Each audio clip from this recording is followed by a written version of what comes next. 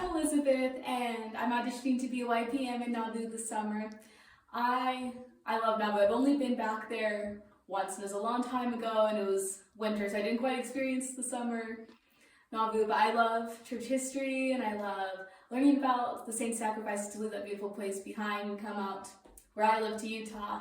And I also love music, obviously. Music has been a big part of my family's culture all growing up, where myself and all of my sisters took piano lessons, and my mom and all of us girls sing too. And music is one of the ways that I feel the Spirit, probably the strongest. And I think that music has a way of touching people, not only like by talking to each other, but also soul to soul, and they're able to connect and be able to feel each other's spirit. And I think music is one of the best ways to bring that spirit in, to be able to tell the story of the saints' sacrifices, to follow the Savior, because that's what it's all about, is helping people come unto the Savior and being able to be with their families throughout all eternity. And I would have no greater joy than to be able to help somebody feel the Spirit and learn more about their Savior, Jesus Christ. This is all very new to me, and I'm knocking on wood. What to do, what to say, how to make it go on this way. Wish that I understood, 'cause it feels so good. Do you see me floating in space, with the sailor's look on my face, and the light in my eye? Do I see the world's old friend, upside down, scared to death? Are you wondering why? It's as simple as fun.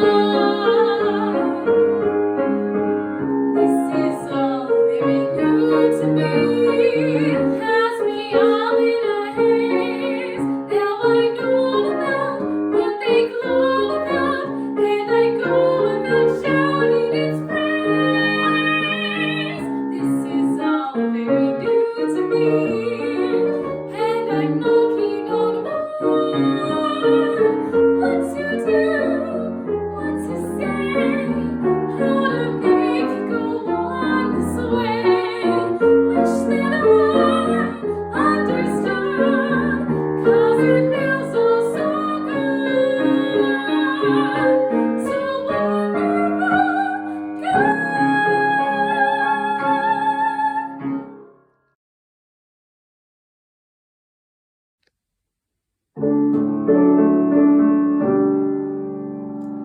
Never can I repay thee, Lord, but I can love thee, thy pure word.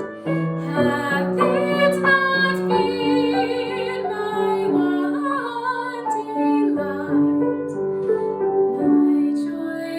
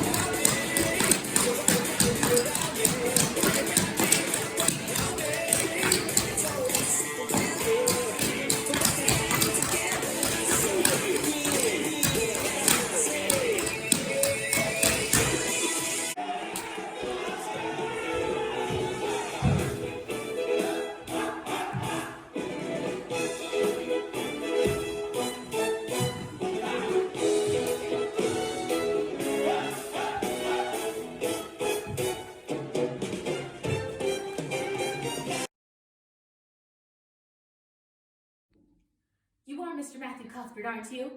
Oh, Mrs. Spencer told me to wait right here, and I've done so most pleasantly, I must say. Oh, this is beautiful country you have here, Mr. Cuthbert. Oh, I'll hang on to my bag. It's very small and thin like me, and if you don't hold it right, then the handle falls off. But I mastered that trick on my journey here. It's a very old carpet bag, not at all like I'd imagine the Lady of Shalott would have, although her luggage would be more suited to a horse-drawn pavilion instead of a train. Oh, I'm very glad you've come, Mr. Cuthbert, even if it would have been nice to sleep in a wild cherry tree. It's just so wonderful that I'm going to live with you and belong to you. I've never really belonged to anyone, and the asylum was the worst place I've lived in yet. Mrs. Spencer told me it was wicked to talk like that, but I didn't mean to be wicked. It's just so easy to be wicked without knowing it, isn't it? Am I talking too much? Oh, people are always saying I do, and I can't stop if I put a mind to it. Oh, we're going to get along just fine, Mr. Cuthbert. I love it here already. Prince Edward Island is one of the most beautiful places in Canada, and I've always imagined I've lived here. This is the first dream of mine that's come true. It's always been my dream to live next to the sea. Oh, Mr. Cuthbert, these red roads are so peculiar. When we rolled into Charlottetown, I asked Mrs. Spencer what made them red, and she said to stop asking her so many questions, and for pity's sake, to sit still. Dreams don't often come true, do they, Mr. Cuthbert? Right now, I'm pretty nearly perfectly happy, but I can't be perfectly happy because... Well, what color do you call this? Red. That's why I can't ever be perfectly happy. I know I'm skinny and a little freckled and my eyes are green, but I can imagine I have a rose-leaf complexion and starry violet eyes. But I cannot imagine my red hair away. It'll be my lifelong sorrow.